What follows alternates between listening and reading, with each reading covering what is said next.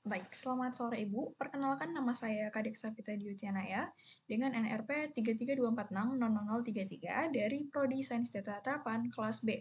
Di sini saya akan membuat video penjelasan mengenai program yang saya buat untuk final project dalam rangka pemenuhan UAS praktikum mata kuliah pemrograman 2 oleh Ibu Leli. Di sini langsung saja kita ke kode. Oke.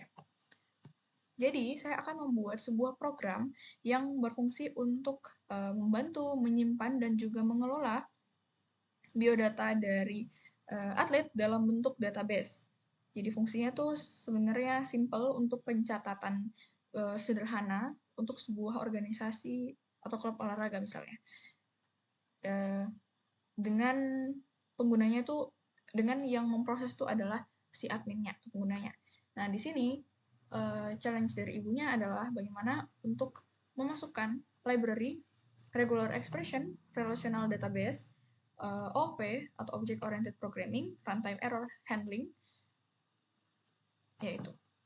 Nah, yang dimana OOP ini juga termasuk inheritance, termasuk overriding, dan apa lagi ya? Itu aja saya ingat. Nah, di sini kita bisa sebagai pengguna ya, kita bisa menambahkan data dari atlet baru. Nanti ada metode yang bernama tambah data, lalu kita bisa melihat keseluruhan atlet, data atlet yang sudah tersimpan. Lalu kita juga bisa mencari atlet berdasarkan namanya. Lalu kita juga bisa menghapus atlet dari database. Nah, di mana di sini saya jelaskan secara umum dulu bahwa library yang digunakan adalah SQLite 3, RE, dan datetime. Lalu saya menggunakan regex untuk validasi nama bahwa yang merupakan nama adalah huruf dan spasi saja. Lalu ada validasi tanggal lahir agar sesuai format tahun, bulan, lalu tanggal. Selanjutnya, dari pilihan mau menggunakan file handling atau relational database, saya memilih relational database dengan berintegrasi dengan praktikum ke minggu ke-9 relational database kemarin. Jadi saya menyesuaikan itu. Saya mengembangkan itu. Nah, di mana di dalam relational database ini saya akan menyimpan data ke dalam file database yang namanya ini saya lupa ganti, kayaknya namanya saya ubah baru. Yang namanya itu dataatlet.db yang menggunakan SQLite sehingga tidak perlu server eksternal. Lalu di sini juga saya menggunakan OOP yang dimana terdapat kelas orang yang menyimpan nama tanggal lahir, atlet untuk inheritance dari orang, lalu menu untuk fungsi interaktif. Lalu ada runtime error handling. Sebenarnya saya agak bingung cara menaruh penjelasan runtime error handling ini karena saya menaruhnya di beberapa tempat yang terpisah yang tergabung dengan poin-poin yang lainnya.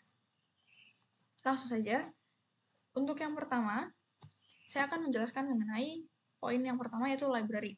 Di sini saya akan mengimport SQLite 3, lalu mengimport RE, dan mengimport datetime dari datetime. Nah, library ini yang akan membantu saya menjalankan program ini ke depannya. Karena kita butuh untuk mengakses database, kita juga butuh untuk regex, kita juga butuh untuk datetime untuk bisa melakukan validasi.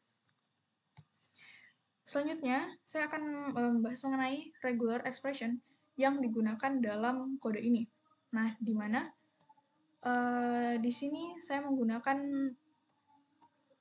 regex untuk memastikan bahwa pengguna hanya akan menginputkan nama yang terdiri dari huruf dan spasi aja, tanpa ada embel-embel lain misalnya hashtag atau underscore dan lain sebagainya. Jadi di sini saya menggunakan perulangan while. Saya menggunakan perulangan while agar jika pengguna salah menginputkan nama bisa mengulanginya lagi. Nah, di mana di sini saya akan meminta input pengguna dengan regular expression-nya menggunakan full match. Jadi if re.fullmatch. Di sini regular expression-nya saya menggunakan dari A sampai Z itu adalah huruf besar, lalu dari A sampai Z lagi, huruf kecil, lalu spasi. Dan sini ada tambah di mana bisa menyebutkan lebih dari satu nama yang sesuai dengan regex ini. Lalu di sini memanggil nama atau variabel yang didefinisikan untuk meminta input pengguna. Sehingga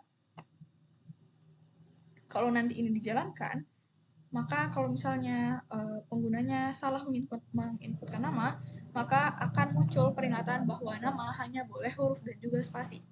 Nah, selanjutnya, di sini saya juga memiliki fungsi, saya membuat fungsi yang bernama input tanggal, yang dimana saya juga menggunakan regular expression, di mana saya ingin tanggal ini, pengguna ini hanya bisa menginputkan tanggal yang berdasarkan tahun, bulan, dan juga tanggal. Di mana kita sama seperti di atas menggunakan perulangan while true kalau misalnya benar, maka tanggalnya inputan pengguna nanti itu seharusnya seperti ini. Kalau misalnya tidak seperti ini, maka akan keluar akan dicetak format tanggal salah. Contohnya bla bla bla. Nah, di sini saya tidak ingin membahas ini dulu, tapi intinya kalau misalnya ini akan error, maka tidak akan memberhentikan program, tapi akan memberikan peringatan bahwa akan mencetak pesan bahwa format tanggal salah dan akan dilakukan penginputan berulang karena menggunakan while true. Lalu di sini kita menggunakan datetime, library yang sudah didefinisikan tadi. Lalu ini ada string time. Setelah itu, kita masuk ke Python for Relational Database. Di sini tadi saya mengatakan bahwa saya tidak menggunakan file handling, tapi menggunakan relational database, di mana saya mendefinisikan sebuah fungsi bernama setup underscore db atau database yang dimana terdapat variabel yang memanggil SQLite3, memanggil library untuk database, lalu disambungkan atau dihubungkan ke sebuah database bernama data_athlete.db. Di mana di sini saya menggunakan context manager agar tidak melakukan commit karena sudah otomatis tertutup, di mana with con execute, di mana ini akan mengeksekusi sebuah query yang akan membuat table jika belum ada, di mana dengan query create table if not exist athlete. Jadi ini akan membuat sebuah tabel kalau misalnya belum ada, yang tabelnya itu bernama athlete. Nah, dengan kolom-kolom, ada 4 kolom, yaitu ID, nama, dan tanggal lahir, dan dojo. Di mana ID itu bertipe data integer dengan primary key, lalu di sini ada auto increment. Auto increment ini berguna untuk menambahkan ID secara acak, secara otomatis seperti itu, tanpa perlu meminta pengguna untuk memasukkan ID-nya. Selanjutnya, di sini nama bertipe data teks dengan not null, artinya namanya itu tidak boleh kosong. Lalu di sini ada tanggal lahir, tipe datanya juga teks dan not null, sama juga dengan dojo, tipe datanya teks dan juga not null. Nah, setelah itu kita akan return, tidak mengembalikan, tapi kita tidak mencetak, tapi kita mengembalikan, itu return. Nah, selanjutnya adalah OOP. Nah, di sini dari OOP ini saya punya 3 kelas. Ya, saya punya 3 kelas yang bernama orang, atlet, dan juga menu. Di mana di sini saya memiliki kelas parent yang bernama orang tua, dan kelas child dari parent ini adalah atlet. Jadi dalam kelas orang ini terdapat 3 metode, yaitu metode init yang sebenarnya selalu ada di setiap pembuatan kelas, lalu ada metode get nama, lalu ada metode get tanggal lahir. Namun sebelum ke get ini, kita perlu melihat dulu bahwa di sini def init ini, metode init ini, itu mewakili data umum dari orang. Kenapa saya tulis orang di sini? Karena secara umum orang kan punya nama dan juga punya tanggal lahir. Nah, di sini disinilah saya menyimpannya. Saya menyimpannya dalam bentuk metode def, yang dimana saya memanggil self.private nama sama dengan nama, lalu self.private tanggal lahir sama dengan tanggal lahir. Kenapa saya membuat private di sini? Karena secara realita ya, nama dan tanggal lahir itu cukup privacy, sehingga tidak boleh sembarang diakses. Sehingga saya akan membuatnya menjadi private. Nah, lalu karena saya membuatnya menjadi private, saya memerlukan metode yang bernama get. Jadi di sini saya membuat get nama dan juga get tanggal lahir. Karena yang saya private adalah nama dan tanggal lahir.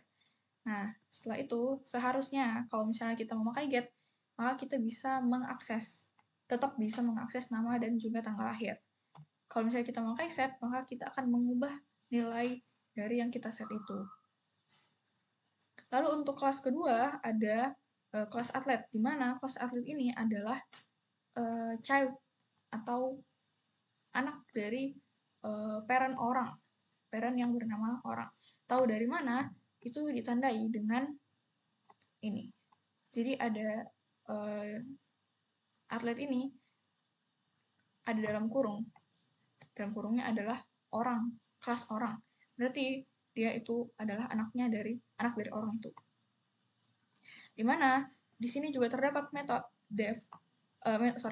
init yang merupakan warisan atau inheritance dari parent orang.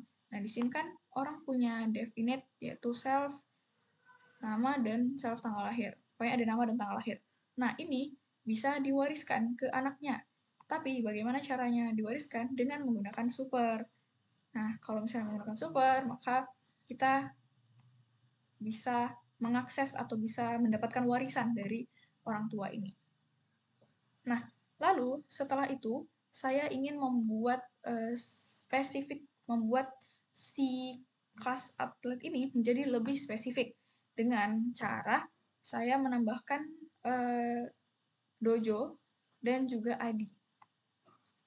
Karena tidak semua orang punya dojo dan hanya atlet yang punya dojo.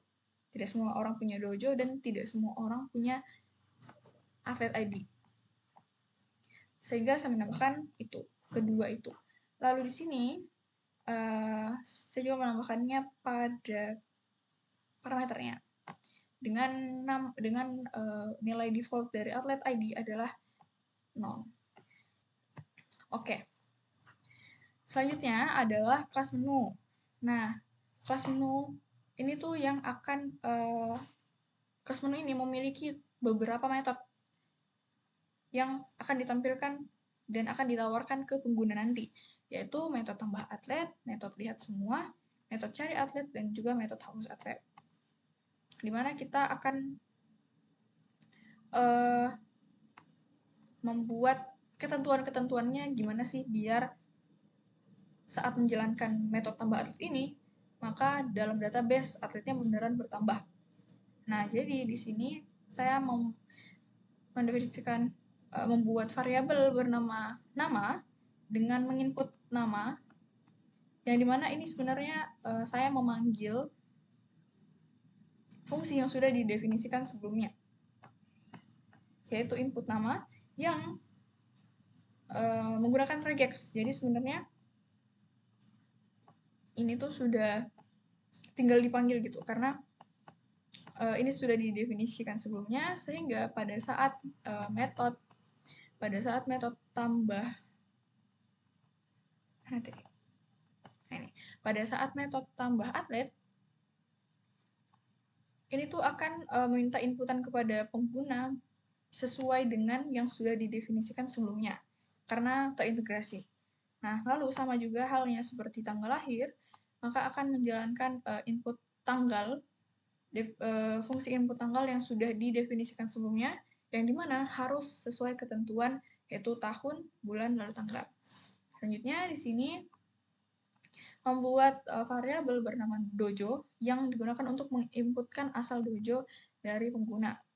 Nah, lalu di sini ada atlet di mana dia akan memanggil kelas atlet dari atas ini. Jadi semua fungsinya, semua metode punya atlet itu akan dipanggil di sini. Yang dimana akan dilakukan penanganan error jika terjadi error, yang dimana akan dihubungkan dan dieksekusi sebuah query untuk meminta inputan dari pengguna untuk menambahkan atlet.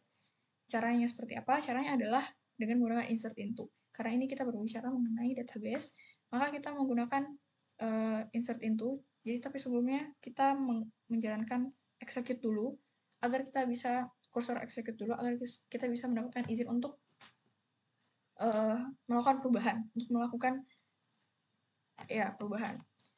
Dimana kita akan insert itu dengan tabel yang sudah kita buat sebelumnya, yaitu atlet, dimana isinya adalah ada nama, ada kolom nama, kolom tanggal lahir, dan kolom dojo, dengan value-nya adalah kita buat di sini placeholder. Di sini ada 3 placeholder, yang dimana nanti masing-masing akan menyimpan nilai yang berbeda. Jadi ada 3 nilai nanti yang akan dimasukkan. Kenapa menggunakan placeholder? Agar bisa lebih rapi dan juga lebih aman sebelum nantinya memanggil value. Nah, di mana value-nya di sini adalah name, tanggal lahir, dan juga dojo. Kenapa kok di sini ada get? Kenapa kok di sini ada get juga? Karena tadi kan kita membuat nama dan juga tanggal lahir itu menjadi private. Mana sih? Nah, ini. Membuat nama dan juga tanggal lahir menjadi private. Sehingga kita perlu membuat sebuah metode get agar si nama dan tanggal bisa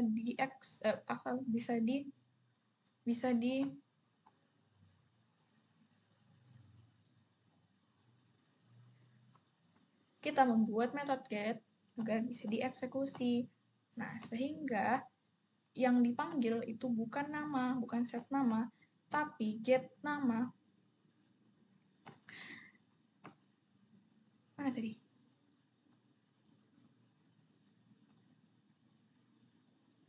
Sehingga di sini kita akan memanggil atlet, ini variabel yang sudah didefinisikan tadi,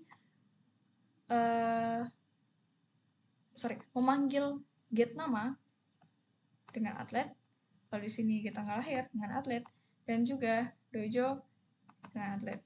Sehingga lalu di sini nanti akan dilakukan commit karena kita tidak menggunakan context manager yang akan menyimpan akan mempermanenkan secara otomatis. Nah, selanjutnya sehingga nanti yang muncul itu seharusnya ada nama, tanggal lahir, dojo, dan juga ID. Kenapa? Karena di ini sudah di atlet itu didefinisikan di parameternya tuh ada ID, atlet ID. Sehingga di sini juga seharusnya ada atlet ID. Nah, lalu kemana perginya atlet ID? Di sini. Itu karena kita tadi pas membuat tabel atletnya itu dengan tipe data integer, di mana dia adalah primary key, dia akan auto increment, di mana akan terisi secara otomatis. Nah, cara agar bisa jalan terisi otomatisnya itu kita menaruhnya di sini. Jadi, kita akan mengeksekusi last row ID ini untuk melihat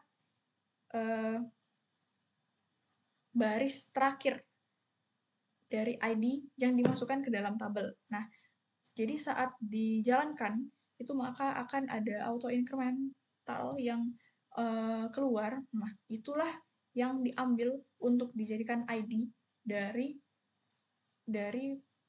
inputan pengguna ini. Jadi, satu kali ini ngelooping, maka auto incremental juga akan ngelooping dan akan ditarik ke dalam sini. Kalau memang sesuai dengan perintah, kalau memang pengguna memasukkan sesuai dengan perintah, akan dilakukan print data atlet tersimpan. Tapi kalau misalnya tidak, maka akan terjadi error yang ditangani oleh runtime error and exception. Di mana di sini except menggunakan SQLite3.error yang aliaskan E, sehingga nanti akan dicetak ke layar bahwa gagal menyimpan SQLite 3 error. Lalu di sini juga yang kedua ada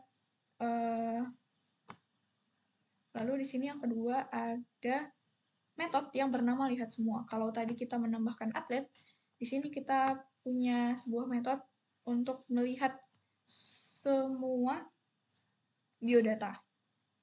Di sini saya membuat variabel bernama hasil yang dimana di sini akan membantu untuk menjalankan query, untuk bisa mengeksekusi query, yang query-nya adalah select all from atlet. Jadi ini akan memilih semua data yang ada di tabel atlet, lalu di sini ditampilkan dengan fetch all.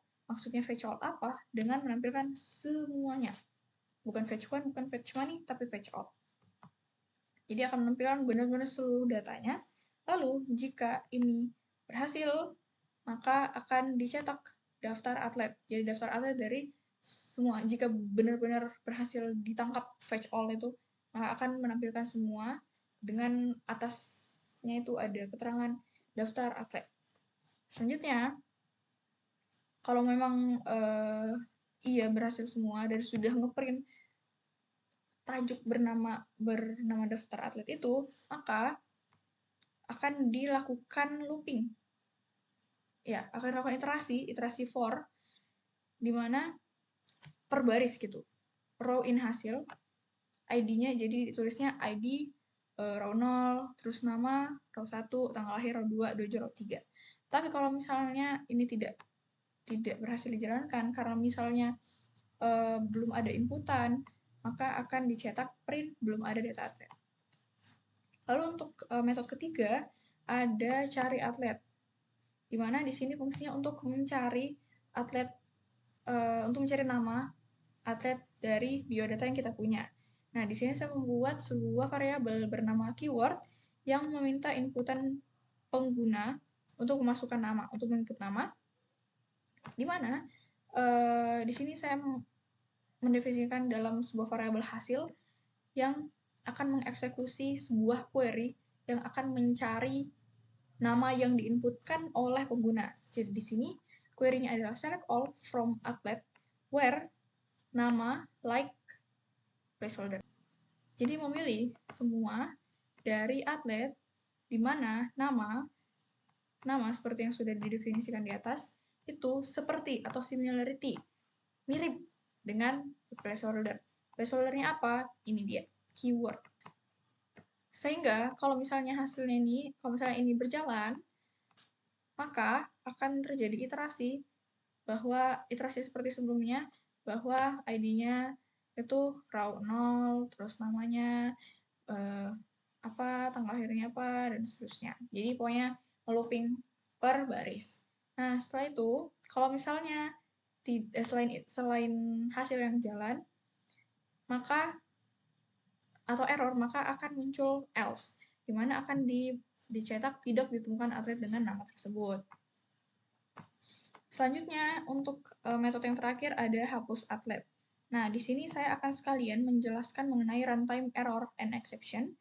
Ya, walaupun sebenarnya dari kode-kode sebelumnya itu sudah ada runtime error dan exception yang ada. Nah, di sini saya membuat metode yang bernama hapus atlet yang berfungsi untuk menghapus atlet berdasarkan ID-nya. Di sini ada self lihat semua yang dimana ini akan menjalankan ini lihat semua, menjalankan metode lihat semua. Karena untuk apa? Karena dalam menghapus atlet itu, agar pengguna tidak menghapusnya secara sembarangan, maka kita akan menampilkan dulu nih, kira-kira ada siapa aja dalam biodata, dalam database kita, ada siapa aja dengan ID apa. Sehingga saat pengguna ingin menghapus, pengguna bisa melihat, oh, atas nama Kadek misalnya, ID-nya itu 2. Maka si pengguna bisa menginputkan 2, lalu akan menghapus 1 baris dari ID 2 itu. Kalau misalnya ini tidak ditampilkan terlebih dahulu, maka kemungkinan besar pengguna itu akan menghapus sembarangan. Nah, di mana di sini kita menggunakan try and exception. Try dan except. Gunanya apa? Gunanya untuk penanganan error. Jadi kalau misalnya nih si pengguna nanti menginputkan selain integer lah. Berarti seharusnya pada umumnya kan bakal error. Tapi karena kita menggunakan try dan except ini, maka errornya itu akan ditangani dengan menampilkan value error nantinya. Nah, sehingga kalau misalnya ini kita jalankan, di sini saya membuat sebuah variabel ID hapus yang akan meminta inputan pengguna dalam bentuk integer untuk memasukkan ID atlet. Dengan ini adalah di sini saya menggunakan konteks manager untuk menghubungkan database. Kalau di sini saya membuat variabel core agar bisa kita akses di sini, karena nanti kita akan melihat perubahannya ada apa enggak. Sehingga di sini variabel core akan menjalankan atau akan mengeksekusi menggunakan connect execute ini query untuk penghapusan, di mana delete from atlet where ID sama dengan stakeholder. Nah, di sini akan menghapus dari tabel atlet di mana ID. Berarti di sini yang dihapus adalah ID, dengan di sini ada stakeholder. Gunanya stakeholder yang tadi untuk menyimpan nilai sebelum nilainya dimasukkan. Nah, nilai yang dimasukkan adalah ID hapus. Nah, lalu di sini terjadi iterasi. Jika kur atau jika ini yang sudah dijalankan tadi, .row count itu lebih dari 0, berarti datanya berhasil dihapus. Maksudnya apa? Kalau misalnya setelah menjalankan delete ini, lalu kita melihat jumlah barisnya. Kalau misalnya barisnya lebih daripada 0, berarti kan terjadi penghapusan. Berarti datanya ada yang terhapus, maka akan dicetak data atlet berhasil dihapus. Namun, jika raw count-nya itu sama dengan 0, atau misalnya tidak lebih dari 0, kan nggak mungkin 0, minus 0, sekian kan. Makanya itu akan masuk ke else, yaitu print ID tidak ditemukan. Karena secara logika kalau misalnya tidak ada data yang terhapus, kalau misalnya tidak ada pengurangan data, berarti tidak ada data yang terhapus. Nah, lalu di sini dijalankanlah except untuk kemungkinan ada inputan pengguna atau ketypoan pengguna sehingga tidak memasukkan integer, maka akan ditangkap dan dikembalikan dengan accept value error. Ini saya membuat fungsi untuk mengeksekusi semua metode dan juga fungsi yang sudah kita buat sebelumnya untuk menjalankan program ini.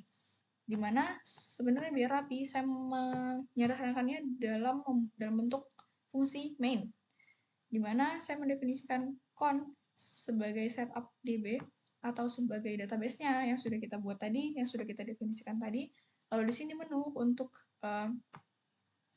kelas menu. Lalu di sini while true, jika benar. Jadi ini perulangan yang tidak akan pernah berhenti kecuali break. Nah, jika benar, maka akan di print. Di sini ada tajuk menu biota atlet, lalu di sini ada menu, yaitu tambah atlet, lihat semua, cari nama, hapus data, lalu keluar. Di mana kita akan menjabarkan satu-satu. Kalau misalnya pengguna menginputkan 1 antara 0 sampai 5, jika pengguna menginputkan 1 atau pilihan sama dengan 1, maka di sini tambah atlet ini akan diintegrasikan ke kelas menu atau yang tadi ini yang sudah kita jabarkan sepanjang ini. Maka nanti akan berjalan sesuai dengan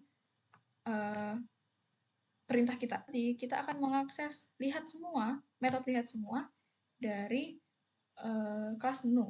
Lalu kalau misalnya pilihannya sama dengan 3, kita akan mengambil atau menjalankan metode dari cari atlet dari kelas menu. Lalu kalau misalnya kita menuliskan sama dengan 0, maka akan dicetak terima kasih, program selesai, lalu akan di break.